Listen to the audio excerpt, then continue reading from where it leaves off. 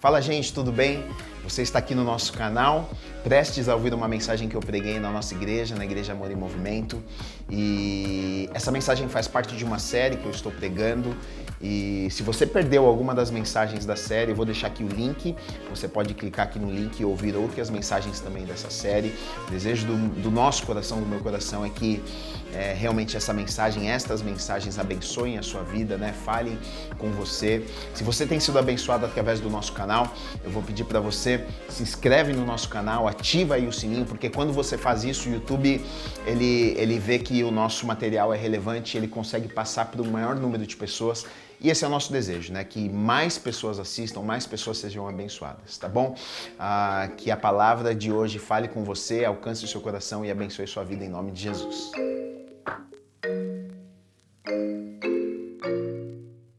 Bom, se você está com a sua Bíblia, abra lá no livro de Neemias. Eu vou ler no capítulo 1, dos versículos 1 até o 4. Se você não está com a Bíblia, nem com o celular ou aplicativo, não tem problema. Você pode acompanhar conosco no telão. Hoje eu vou começar a ensinar um pouquinho no livro de Neemias. E talvez eu fale aí algumas semanas neste livro maravilhoso.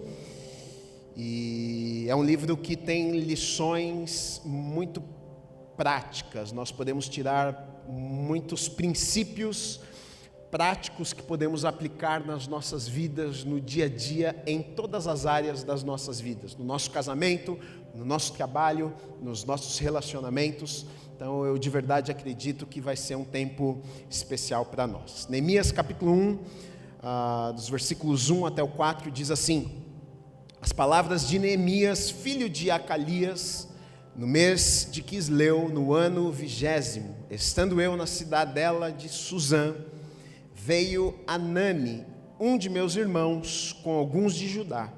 Então lhes perguntei pelos judeus que escaparam e que não foram levados para o exílio e acerca de Jerusalém.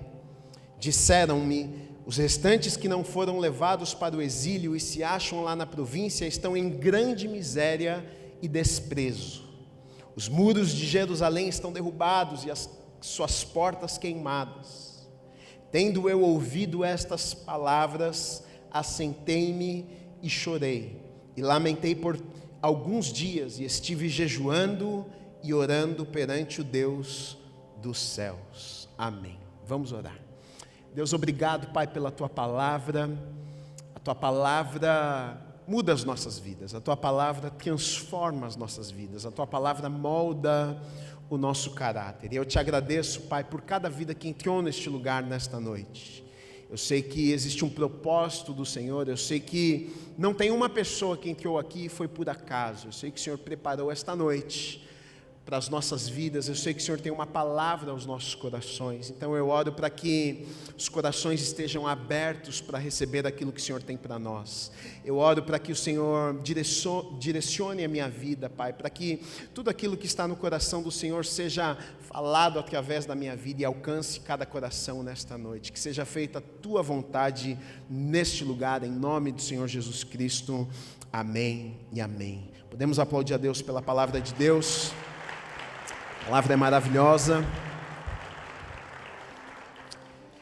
O livro de Neemias é um livro que fala a respeito de reconstrução. Por isso o título dessa série eu dei: é possível reconstruir. Diga comigo: é possível reconstruir. Mais uma vez: é possível reconstruir. Tem algumas coisas nas nossas vidas, algumas vezes, que a gente olha e a gente pensa: não vai ser possível reconstruir. Tem situações, tem relacionamentos, tem momentos, tem coisas que a gente olha e a gente pensa: isso aqui não tem jeito de reconstruir. Relacionamento que foi quebrado, algumas coisas que perdemos.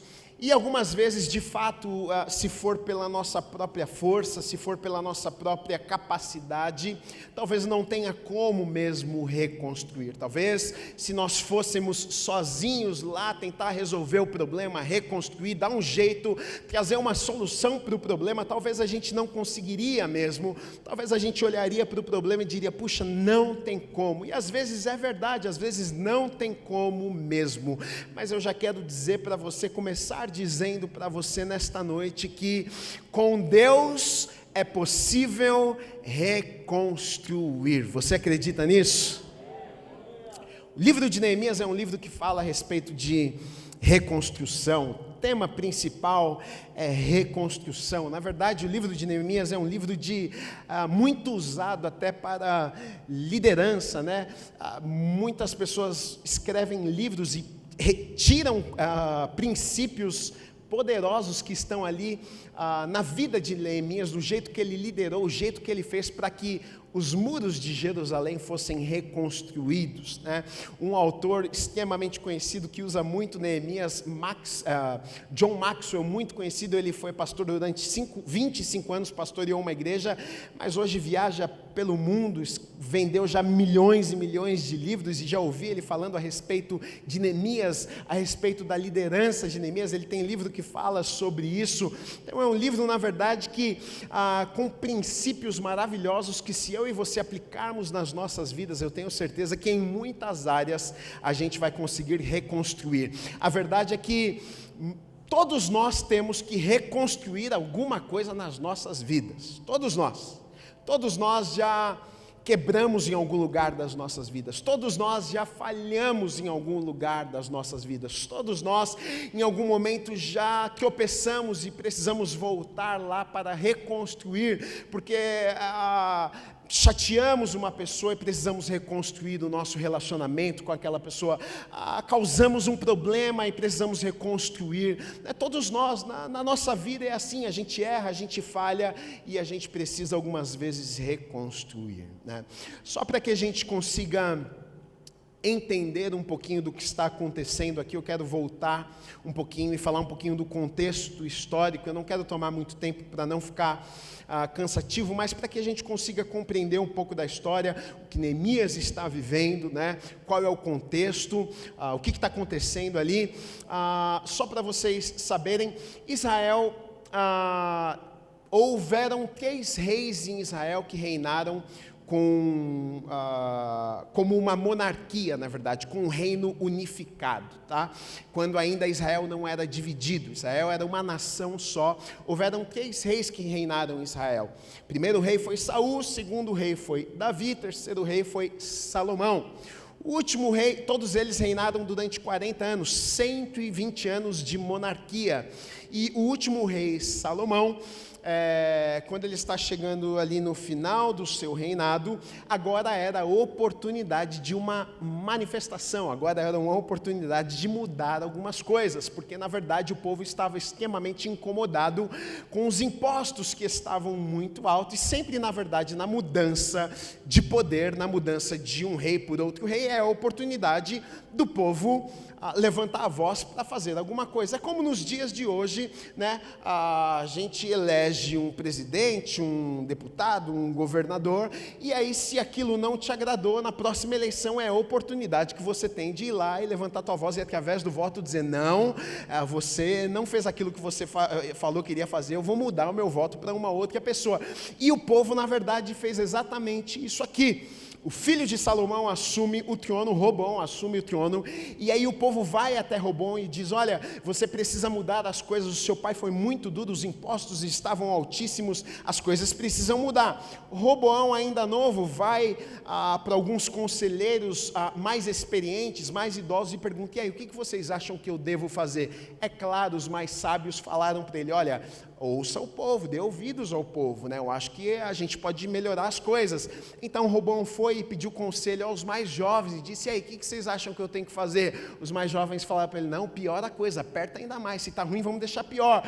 Roboão, imaturo, deu ouvidos para os mais novos, apertou mais as coisas ainda, e aí rachou, o reino se rachou, deu um problema, e é aí que surge a história de Israel ser dividido, é aí que surge a história de reino do norte, reino do sul. Você que estuda um pouquinho a Bíblia, você vai ler isso, o reino do norte, o reino do sul, Israel dividido, Samaria, Judá, e você fica, mas que Israel não é um só? Não, Israel, foi isso que aconteceu, foi uma briga. Agora existe o reino do norte, onde houveram vários reis, e aí agora era reino do sul, que 10 tribos de Israel ficaram no reino do norte, apenas 2 tribos de Israel ficaram ali reunidas no reino do sul. E assim foi no reino do norte, por exemplo, não houve rei que reinou no reino do norte que agradou a Deus. Todos foram ímpios, todos fizeram tudo errado, não quiseram saber de Deus. Já no reino do sul, foi um misto, foi uma mistura. Alguns reis se levantaram para reinar e agradaram a Deus, fizeram aquilo que era certo. Já outros não queriam saber de Deus e faziam o que era errado. E na verdade até essa mistura de um rei agradar, o outro não agradar, porque no reino do sul, ali em Jerusalém, eles tinham o templo, eles tinham a casa de Deus. Eu acho que isso em parte até para alguns segurava um pouco. Eles tinham um símbolo de que, puxa, a presença de Deus está aqui, nós temos Deus em nosso meio. Mas na verdade, no final das contas, isso fez até mal para aquelas pessoas, porque pelo fato deles terem o templo, eles pensavam que Deus estava ali, mas Deus já não estava ali, porque o templo era um prédio. Eles faziam tudo errado e pensavam, não, nós temos o templo, a gente tem a casa de Deus aqui conosco, Deus está com a gente, mas Deus não estava nada lá com eles, porque Deus não está num prédio, Deus não está num lugar. Deus queria a obediência do povo, Deus queria que o povo fizesse aquilo que Ele havia chamado eles para fazerem, mas eles se corromperam, eles viveram coisas terríveis, eles desobedeceram a Deus até que... E Deus foi muito bondoso, Deus foi muito amoroso, porque se você ler a Bíblia, você vai ver que Deus levantou profetas, Deus levantou pessoas para avisar, para alertar. Você lê Amós, você lê Ageu, você lê muitos livros, profetas que Deus levanta para avisar o povo de Deus, para dizer, olha, se arrepende, olha, muda de história, olha, Deus tem coisas grandiosas para vocês, Deus tem promessas, vocês são o povo da promessa, vocês são escolhidos. Mas o povo não se arrependeu, o povo preferiu viver de qualquer jeito, e já profetas haviam profetizado, olha, se vocês não se arrependerem, haverá cativeiro para vocês, 70 anos de cativeiro. Foi isso que aconteceu.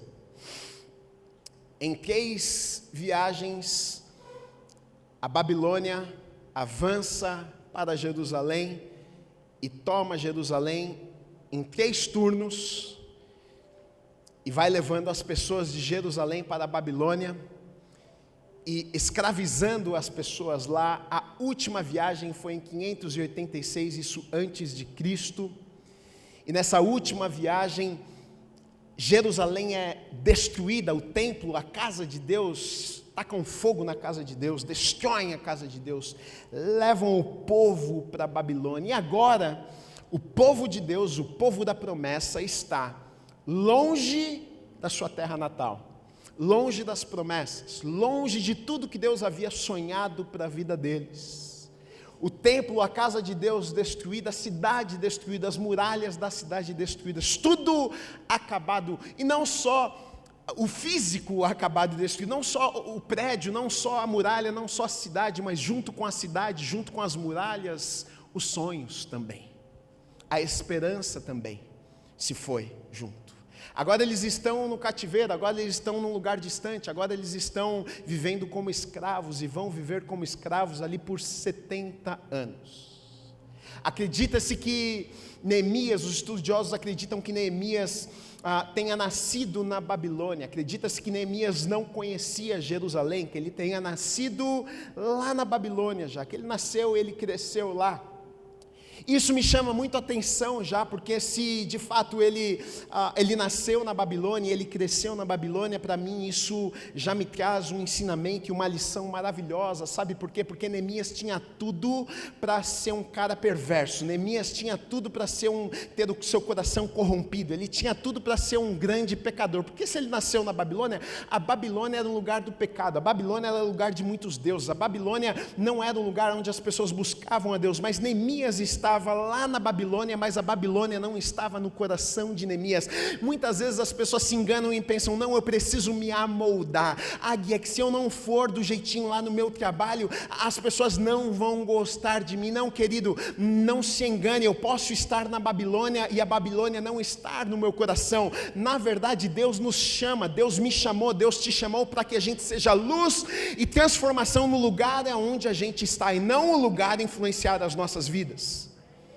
Neemias estava na Babilônia, mas a Babilônia não entrou no coração de Neemias. E isso é muito louco, porque ele provavelmente nasceu lá, ele cresceu lá, ele foi ensinado com os costumes da Babilônia, ele foi educado na Babilônia, mas ele amava a Deus, ele tinha o seu coração voltado para as coisas de Deus, ele buscava a Deus. Então eu quero dizer uma coisa para você: no mundo quebrado, no mundo corrompido, na verdade nós vivemos numa grande Babilônia. É possível vivermos na Babilônia, mas na verdade não permitir que a Babilônia invada os nossos corações. Não adianta você dar desculpas, não é possível. É possível. Nós temos exemplos de homens e mulheres de Deus que não se corromperam com a Babilônia ou com o pecado e com tantas outras coisas. Da mesma forma que o povo de Deus foi levado para o cativeiro na Babilônia, em 3 viagens, da mesma forma, em 3 viagens o povo foi voltando. Primeira viagem, que o povo de Israel, depois de 70 anos, porque promessa se cumpre, saiba disso, palavra se cumpre. O profeta já havia dito, olha, 70 anos o povo vai ficar lá na Babilônia. Cumpriu 70 anos, aí a gente pensa, puxa, o rei Ciro lá na época, porque o rei Ciro era diferente de Artaxerxes. Artaxerxes mandou trazer todo mundo para a Babilônia. O rei Ciro já tinha um comando diferente, o tipo de reinado dele era diferente. Ele diz, não precisa deixar o povo aqui não, deixa o povo cada um ir para a sua terra natal, não precisa prender o povo aqui na Babilônia. E aí a gente pode se enganar e pensar assim, olha, você vê o rei Ciro lá, foi por causa do rei Ciro. Não, foi o rei Ciro não, o rei Ciro era ímpio, não conhecia Deus, mas Deus usa até os ímpios para que a palavra dele se cumpra. Deus estava movendo as coisas. Rei Ciro não fazia nem ideia de que ele estava mandando o povo voltar, porque uma palavra precisava se cumprir. Pode voltar, povo, para Jerusalém. E aí ele começa a liberar o povo para voltar. E a palavra estava se cumprindo. Primeira viagem, Zorobabel é enviado para Jerusalém com algumas pessoas. Para quê? Para a reconstrução do templo. Vão lá reconstruir o templo, a casa de Deus lá em Jerusalém. Segunda viagem, Esdras é enviado com mais uma turma. Para quê? Para ensinar agora a Bíblia. Ele era um escriba, para ensinar agora as leis, para ensinar o povo a palavra de Deus, porque não adianta construir o templo e ninguém conhecer a palavra, o povo vai ficar perdido no meio. Então ele vai com a intenção de, vamos ensinar esse povo. Terceira viagem, quem encabeça é Neemias, e é nesse contexto que nós estamos aqui lendo, que na verdade Anani, irmão de Neemias, com algumas pessoas vão até a presença de Neemias. Neemias, onde é que ele está? É o que o texto nos conta aqui. Neemias, ele estava em Suzã, na cidadela de Suzã. Quem era Neemias? Neemias, ele era um cara que ele era o copeiro do rei. O que é isso? Ele era o garçom do rei. Não, o copeiro era muito mais do que um garçom do rei. Copeiro era aquele que provava a bebida do rei, comia a comida do rei antes do rei comer, provava a bebida do rei antes do rei tomar. Porque se alguém tentasse envenenar o rei, quem morria era Neemias antes do rei morrer. Então, na verdade, Neemias era alguém de extrema confiança do rei, era alguém muito próximo do rei, é alguém que convivia com o rei, era alguém que estava do lado do rei todos os dias, ele que cuidava das coisas pessoais do rei. Então, olha só para a gente ter uma ideia, Neemias, ele tem um cargo extremamente importante, alguém que nasceu na Babilônia, alguém que a princípio não era sua terra natal, alguém que é um estrangeiro, né? né? Nossa, como é que um estrangeiro conseguiu ganhar confiança e ser o copeiro do rei? É isso que Deus faz. Deus pega estrangeiro e coloca na presença de reis. É isso que Deus disse que faria comigo e com vocês, nos colocaria na presença de reis. É isso que ele faz aqui com Neemias. Neemias é copeiro do rei, ele está lá, ele serve o rei, e está tudo certo na vida de Neemias, ele não precisa de nada. Ele come da melhor comida, porque comia a comida do rei. Ele bebe da melhor bebida, bebia a bebida do rei. Mora no palácio, cidadela de Suzã, era o palácio de inverno dos reis. Então ele está lá no palácio de inverno, a 1.500 quilômetros de Jerusalém, distante, não está nem sabendo, não viu, não conhece os problemas, está tudo certo. A vida dele está tudo ok, mas de repente, Anani e seu irmão com alguns chegam para ele e relatam algumas coisas, contam para ele alguns problemas que estavam acontecendo, e chegam falando: Neemias, você sabe um pouco da história de Jerusalém, você sabe do que está acontecendo, você sabe do nosso povo. E aí, no versículo 2 diz o seguinte: veio Anani, um de meus irmãos, com alguns de Judá, então lhes perguntei pelos judeus que escaparam e que não foram levados para o exílio e acerca de Jerusalém. Olha só, Anani chega lá e aí Neemias faz uma pergunta para o irmão dele: como é que está o povo? Como é que está a cidade? Qual que é a situação? Conta para mim o que é que está acontecendo. Eu escrevi aqui o seguinte: coragem de fazer perguntas pode mudar a sua vida e a sua história. A coragem de fazer perguntas. Por que coragem de fazer perguntas? Porque para fazer perguntas, algumas perguntas, é necessário coragem. Sabe por quê? Porque muitas vezes nós não queremos saber, a gente não quer descobrir. Na verdade, algumas vezes a gente até sabe, mas é melhor não perguntar. Porque quando você pergunta e você tem uma resposta, você já automaticamente está envolvido com o problema. Você precisa trazer uma solução. É mais fácil eu fingir que no meu casamento está tudo bem, ao invés de eu sentar com a minha esposa e olhar nos olhos dela e dizer: você está feliz? É mais fácil eu fugir disso, porque perguntas podem ser extremamente difíceis. Eu posso ouvir respostas que eu não gostaria de ouvir, e até porque se eu sei que talvez a coisa não está muito boa, eu vou ouvir alguma coisa que eu não gostaria de ouvir, eu nem pergunto, porque eu sei que ela vai dizer: não estou feliz, e eu sei que aí eu vou ter um problema, e eu vou ter que resolver esse problema. Então eu prefiro fugir dos problemas, eu prefiro não fazer perguntas, porque eu não quero descobrir, ou então eu não quero tocar no assunto, porque eu sei que se ela falar, se ele falar, se o problema vier à tona, eu vou ter que resolver de alguma forma. É muito mais fácil nós fugirmos dos problemas.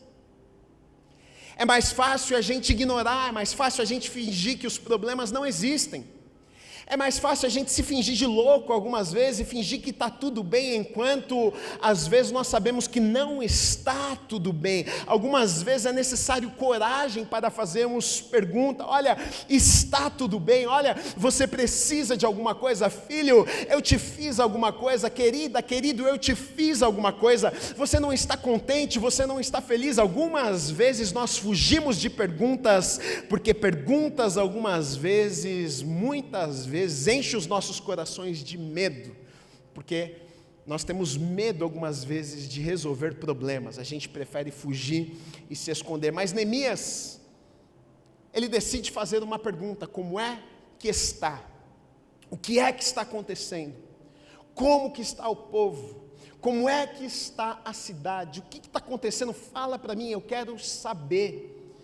Agora, quando você quer saber de alguma coisa, meu amigo, você se envolve com aquilo que você quer saber.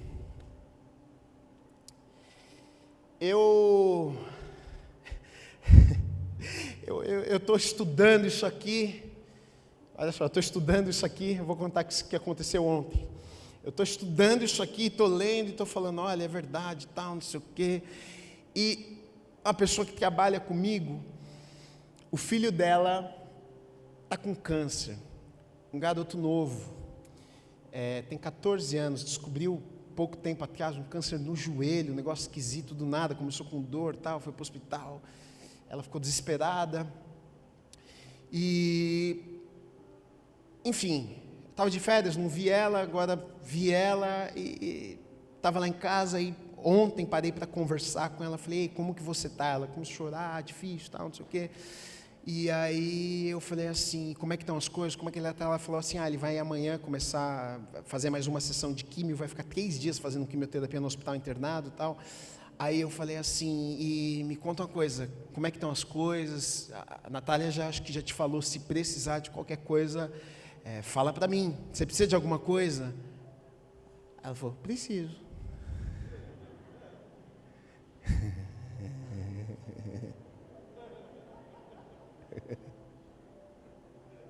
Ô glória, deixa Deus me usar. Ela falou assim, então, esse mês eu estou tão dura, porque eu estou indo levar o menino para fazer tratamento, eu tenho que ir de Uber, não tenho onde parar carro lá e não sei o quê, e minhas contas fugiram no controle. Eu já paguei o salário dela, eu falei, então eu vou te dar um dinheiro a mais esse mês. Te dar um dinheiro a mais. Eu fiz uma pergunta, ela me deu uma resposta. Agora, adiantaria eu falar para ela assim, vou orar por você, hein?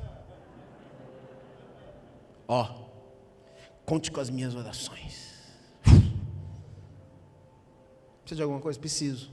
Precisa de dinheiro, não precisa de oração. Também de oração. Aí eu falei, eu vou te dar um dinheiro e estou orando por você. Nós cremos, dei uma palavra para ela, eu creio, tal. Eu virei as costas e falei assim, caramba, Deus não me deixa, porque eu estou estudando esse negócio, não tinha como fugir.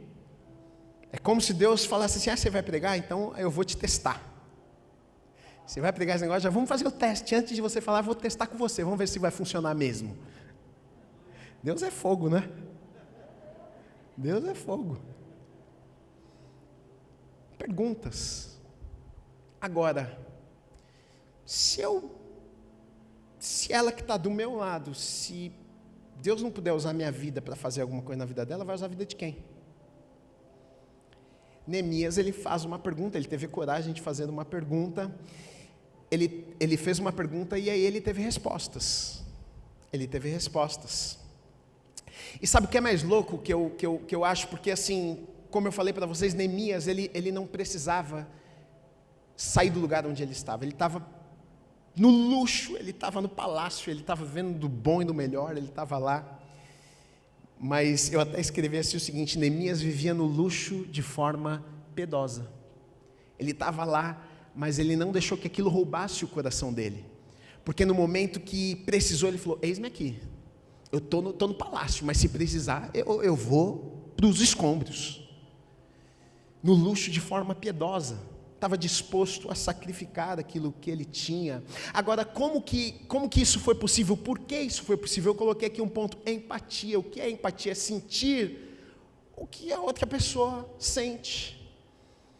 E na verdade isso aqui é evangelho, porque se você, quando questionaram Jesus, quando olharam para Jesus e falaram para Jesus, os religiosos falaram para ele, fala para a gente quais são os mandamentos, mais importantes aí Jesus falou o seguinte, olha, na verdade lei, vocês estão falando de lei, brigando, precisa cumprir, não precisa cumprir, ele falou o seguinte, olha, se vocês cumprirem 2 coisas, 2 mandamentos, amar a Deus acima de todas as coisas e amar o próximo como a si mesmo, vocês cumprem todas as leis, vocês cumprem todos os mandamentos, fiquem tranquilos.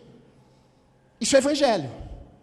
Jesus falou para eles, olhem, vocês estão preocupados em cumprir, é muita lei, gente, 613 leis, é um monte de mandamento, e o povo estava tentando, não, eu vou obedecer, eu vou fazer, e Jesus olhou para eles e disse o seguinte, olha, se vocês amarem a Deus de todo o coração de vocês, se vocês amarem o próximo como vocês amam a vocês mesmos, olha, está tudo certo, vocês vão estar vivendo o verdadeiro evangelho, empatia, eu sinto o que o meu irmão sente, aquilo que o meu irmão está vivendo não me deixa na minha zona de conforto, Espírito, eu preciso fazer alguma coisa, eu preciso mover, eu preciso ajudar, eu não consigo não fazer nada, eu não consigo ser egoísta, simplesmente olhar para o meu próprio umbigo e dizer, não, está tudo bem comigo e as pessoas à minha volta não estão bem e eu não preciso fazer nada. Neemias não, ele olhou, ele viu uma situação e disse, olha, está tudo bem na minha vida, mas tem muita gente que não está bem, eu preciso fazer alguma coisa. Agora, sabe o que me chama a atenção aqui? Que Deus promove, Deus coloca em lugar de honra, porque Neemias tinha um cargo alto, ele tinha um cargo de honra. Deus promove, guarda isso, Deus promove pessoas que são dispostas a sacrificar se necessário. Deus promove, levanta pessoas que se necessário sacrificam. Você quer que eu te dê exemplos na Bíblia? Neemias é um deles, vou te dar mais um. Esther, uma garota órfã, não tinha mãe, não tinha pai, foi criada pelo tio primo Mordecai, e um dia lá o rei mandou a rainha embora e ficou sem mulher. Agora o rei está triste, falou, eu quero uma mulher para mim. Então os amigos do rei tiveram uma ideia, falou assim, bom, vamos fazer uma competição para ver qual mulher que quer casar com o rei. Então as mulheres de todos os lugares começaram a se alistar lá para ver quem quer casar com o rei. O tio de Esther, com dó da garota, uma menina órfã, falou assim, eu vou alistar a minha sobrinha, porque tadinha da menina órfã, vai que dá certo, vai que o rei escolhe, vai que ela vira rainha, né? E ela se alista lá, ela entra na lista de milhares e milhares e de milhares de mulheres, por sorte,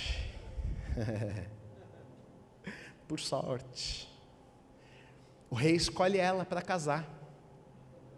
Ela casa com o rei, de órfã agora ela está no palácio, ela é rainha, virou rainha, a órfã virou rainha. Só que ela era judia e ela não contou para o rei que ela era judia. E um dia estava lá uma confusão, eles estavam querendo tramar de matar todos os judeus, acabar com os judeus. E aí Mordecai vai lá, corre no palácio para Esther e conta para ela e fala, olha, eu fiquei sabendo aí que estão tramando um plano, vão matar os judeus, vai me matar e vai te matar também, porque quando descobrirem que você é judia também, vão destruir a tua vida e vão te matar, mesmo você sendo a mulher, a rainha do rei. E aí Esther fica desesperada, pensando, e agora como é que vamos fazer? E aí Mordecai dá uma palavra poderosa para Esther e diz o seguinte para ela, olha, quem sabe não foi para um momento como este que Deus tenha te colocado aí no palácio. Aí ela, opa, verdade. Aí ela diz, então faz o seguinte, pega todo o povo, reúne, por 3 dias nós vamos orar e nós vamos jejuar, e então eu vou até a presença do rei. Se o rei estender o cetro para mim, porque o rei precisava estender o cetro, as pessoas não podiam ir à presença do rei, se ele estender o cetro, eu vou me aproximar e eu vou conversar com o rei, eu vou fazer um pedido ao rei, e isso acontece.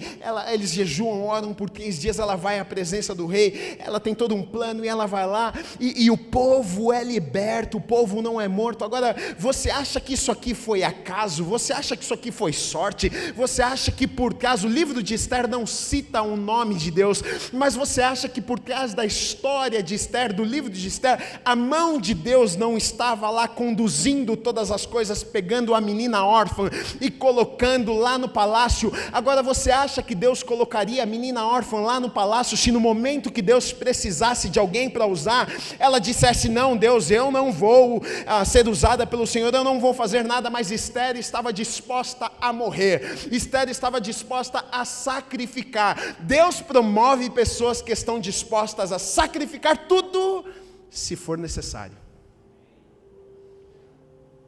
Abraão, pai de multidões, patriarca, o pai da fé, idoso, não podia ter filho, sua mulher estéril. Deus disse para ele, você vai ser pai de multidões, olhe para o céu, para as estrelas, para a areia do mar, assim vai ser tua geração. Mas eu não posso ter filho, tua descendência vai ser assim, não posso ter filho com ele. Deus promove quem está disposto a sacrificar. Ele tem o filho da promessa, ele tem Isaac, o menino está crescendo, está lindo, a promessa está no colinho, vem cá meu filho, e aí Deus olha para ele e diz o seguinte: agora esse garotinho lindo que eu te dei, você vai me devolver. Pega ele, você vai levar lá no monte, leva um cutelo, leva umas madeiras e você vai matar, vai cortar o menino no meio. Abraão não contou nem para a esposa o que ele estava indo fazer com o filho. Porque se contasse para a mãe do menino que ele ia sair para matar o menino, ela matava ele antes dele sair. Que mãe que não mata? A mãe mata o marido, vai matar meu filho? Eu vou matar você primeiro. Tá maluco? Sai quietinho com o menino. Sobe no monte. Chega lá, começa a colocar as madeiras. O menino: pai, nós temos aqui as madeiras, tem o cutelo.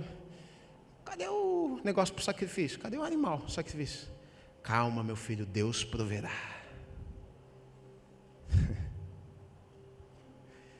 Chegou lá em cima, Deus providenciou. Ele não precisou matar e tirar a vida do filho dele. Apareceu um animal na hora lá. Ele estava já com o cutelo para descer no menino. Deus falou: para! Olha para trás. Está aí o animal, pode pegar e sacrificar. Deus promove aqueles que estão dispostos a sacrificar e a entregar tudo, se necessário. Aqui está uma chave, tá? Poderosa. Guarda no teu coração. Às vezes você fica pensando: Deus não faz na minha vida, Deus não sei o quê, Deus não me levanta, Deus não me promove. Porque Deus te conhece. Por isso que Ele não faz. Porque Ele sabe que você vai chegar lá e Ele não vai poder usar a tua vida. Ele sabe que você vai chegar lá e Ele vai falar para você: eu te trouxe até aqui porque eu queria que você abençoasse a vida de muitas pessoas. Aí você é egoísta. Não, eu quero só para mim. Aí Ele não vai fazer na tua vida mesmo. Agora, se você tiver um coração de que Deus, se o Senhor me pedir, é teu, meu amigo, pode ter certeza que Ele vai te levar para lugares que você não pode nem imaginar. Pode ter certeza disso. Dá um glória a Deus aí. Agora, Neemias, ele tem um diagnóstico dos problemas, né? Porque ele faz uma pergunta, respondem a pergunta para ele, dizem: o problema é o seguinte, a cidade está destruída, a pobreza, o povo está acabado, e não só isso, não é que a cidade está uma destruição, não é que Jerusalém está sem templo, está uma confusão, e o povo está desanimado, o povo está desencorajado, o negócio está uma bagunça. Agora ele está com todo o diagnóstico, e o problema era grande, era sério. Ele, a princípio, aos olhos humanos, não tinha muito que ele poderia fazer, porque na verdade já outras pessoas haviam tentado fazer.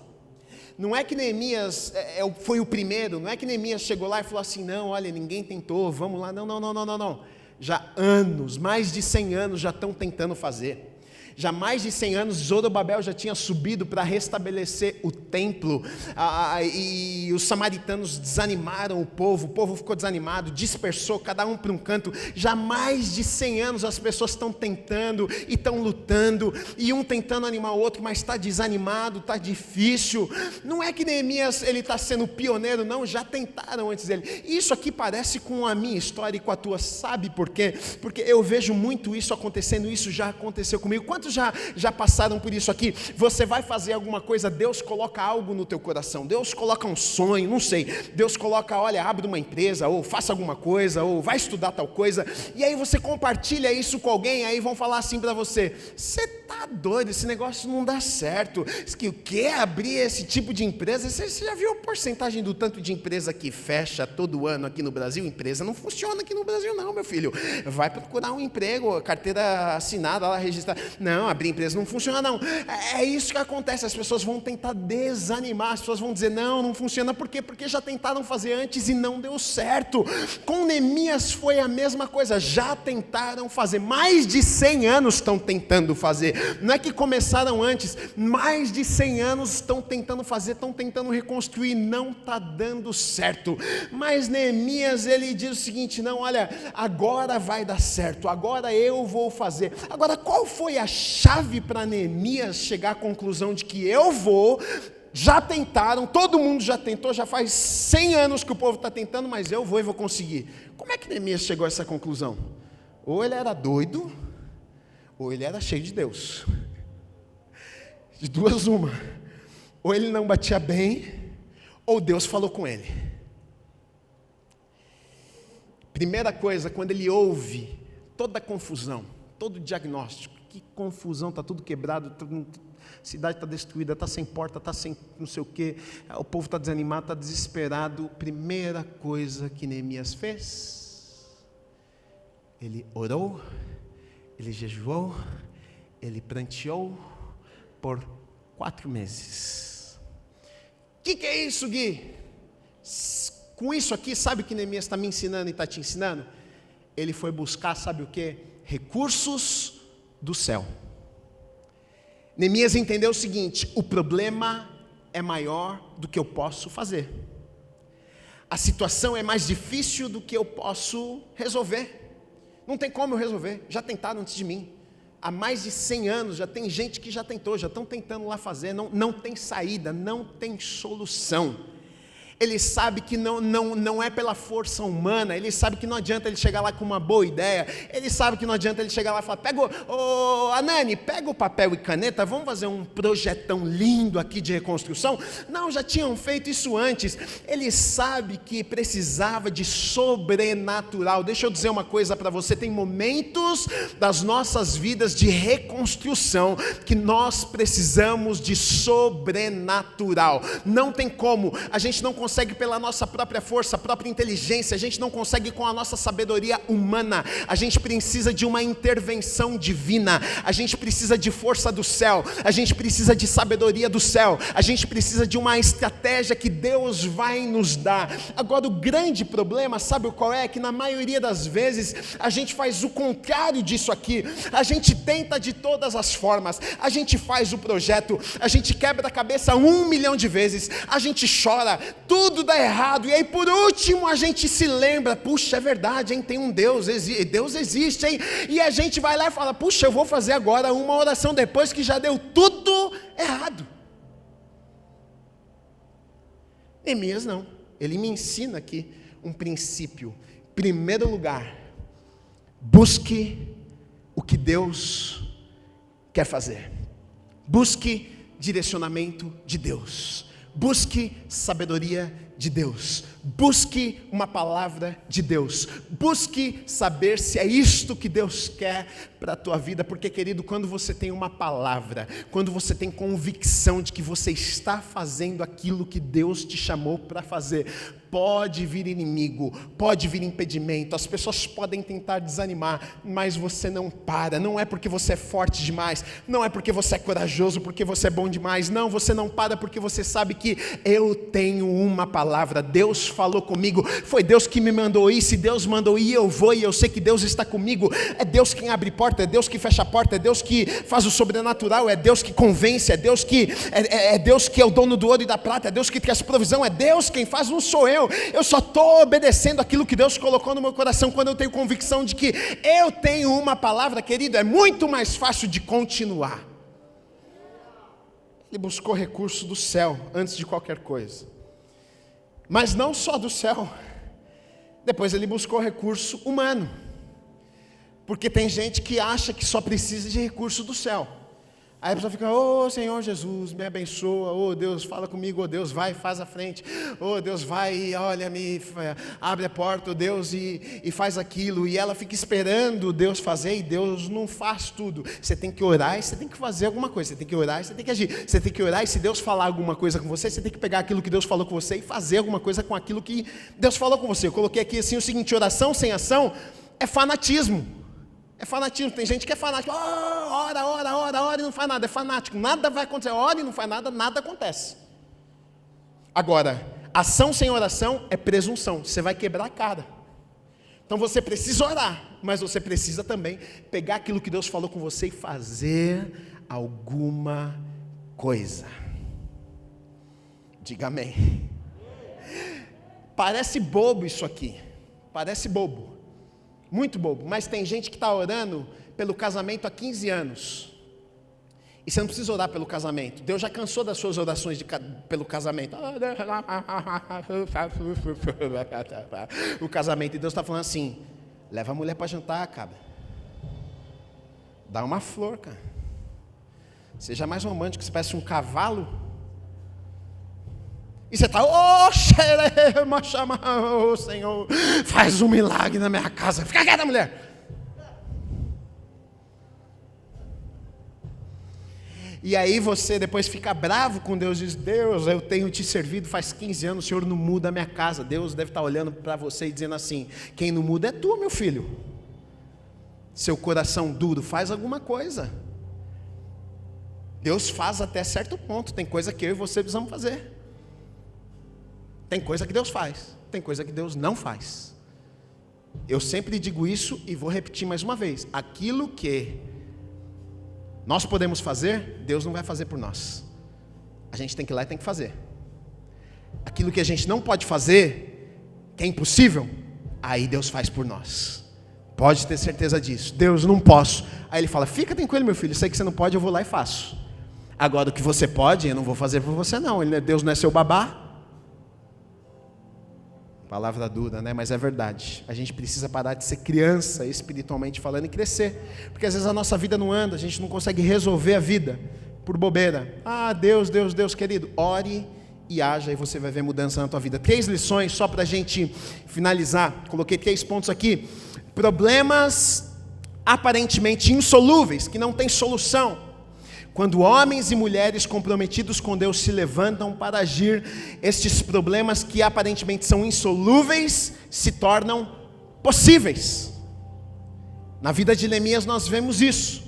Mais de 100 anos o povo está aflito. Mais de 140 anos o povo está lá: oh Deus, não tem como, está desanimado. Você sabe em quanto tempo Neemias reconstruiu os muros da cidade? 52 dias. Mais de 100 anos o povo está dizendo: não tem jeito. Mais de 100 anos o povo está dizendo: não vamos dar conta. Mais de 100 anos o povo está chorando e pranteando e dizendo: ó céus, ó terra, não tem jeito. Olha, tá vendo? Deus não nos ama. Aí vem um homem de Deus, se levanta e diz o quê? Com Deus nós podemos. Em 52 dias os muros foram reconstruídos. Deixa eu te dizer uma coisa: talvez falaram para você: você não vai conseguir. Com Deus é possível. Talvez as pessoas olharam para você e disseram: o casamento não tem jeito. Com Deus é possível. As pessoas olharam e falaram: não, mas você não olhou, olha o número, as empresas estão quebrando. Mas deixa eu te dizer, com Deus é possível. Mas a crise chegou, você vai ser mandado embora do emprego. Deixa eu te dizer mais uma vez, com Deus é possível. 100 anos, 52 dias. Sabe por quê? Nós servimos a um Deus que é poderoso e faz o impossível acontecer. Segundo ponto: homens e mulheres que fazem diferença são aqueles de coração quebrantado pela oração e jejum. Você quer fazer diferença? Fica pertinho de Jesus. Porque quando você está pertinho de Jesus, Ele não deixa você continuar vivendo a vida que você está vivendo. Você vai começar a fazer pergunta. Você está pertinho de Jesus, você está jejuando, você está orando, seu casamento não está bom. Você vai ser humilde o suficiente para chegar lá e sentar e falar: não está tudo bem, vamos, o que eu preciso melhorar? Agora, longe de Deus, você fica com o coração duro, você é orgulhoso, não pede perdão, não resolve as coisas. Homens e mulheres de Deus que fazem a diferença, que reconstroem, são aqueles que têm o coração quebrantados, porque oram e jejuam. Terceiro e por último, Deus pode te levantar, usar a sua vida, se você tiver coragem de fazer pergunta. Por isso que o título dessa mensagem de hoje é: pode ser você. Pode ser você. Você olha para trás, né? Eu? Pode ser você. Por que pode ser você? Pode também não ser você. Porque podia não ser Neemias. Ele ouviu e podia falar assim: não é comigo esse negócio não. Ele podia ter falado: Anani, irmãos queridos, vou estar orando, viu? Por vocês. Olha, que o Senhor vos abençoe. Podia não ter acontecido nada. Da mesma forma que pode não acontecer nada na tua vida, se você não tomar uma decisão de ser o agente transformador, de ser aquele que vai trazer reconstrução nas áreas que precisam ser reconstruídas na sua vida.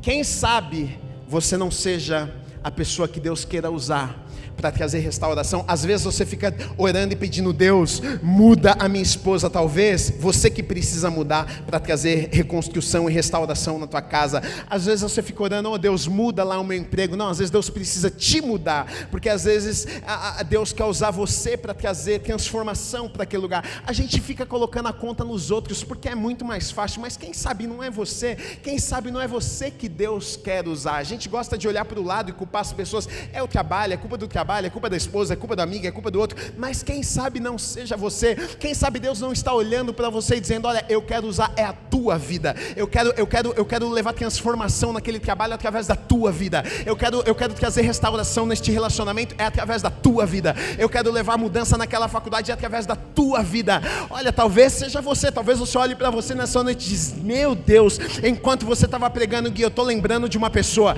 Enquanto você está pregando, eu estou lembrando de uma situação. Deixa eu te dizer uma coisa: saia deste lugar nessa noite e faça alguma coisa com aquilo que Deus falou com você. Não se permita viver uma vida medíocre. Viva aquilo que Deus tem preparado para você. Você pode ser a mudança que tantos precisam, em nome de Jesus.